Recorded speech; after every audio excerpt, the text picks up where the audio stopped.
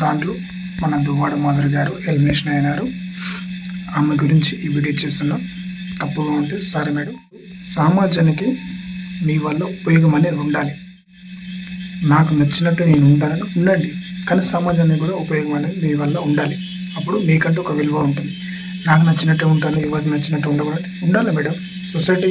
Society మన వల్ల ఏ విధంగా నేర్చుకుంటుంది అనేది మన కాన్సెప్ట్. మన వల్ల సమాజానికి ఉపయోగం ఉండాలి.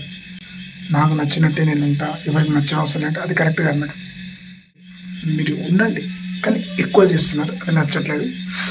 మీరు కొంచెం అంటే మీకు చెప్పేంత స్థాయి నాది ఉందో లేదో నాకు తెలియదు, కానీ ఏదైనా నలుగురికి నచ్చాలి కదా మేడం.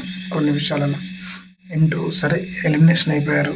కనీసం శివాజీ సార్ తోటి మీకు బజ్లో క్వశ్చన్లు అడుగుతారు, ఆ క్వశ్చన్లో కూడా కరెక్ట్ సార్ మీకు నిజానం అనేది రావట్లేదు మాట్లాడాలి.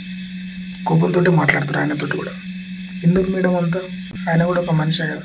సరే ఆయన మీకు కోపం తెప్పించినా కూడా మీరు ఆడోళ్ళు అంటే స్త్రీ శక్తి, మీకు చాలా ఓపిక అవసరం. నాకైతే మీరు ఎక్కువ యాటిట్యూడ్ అనిపిస్తుంది మేడం.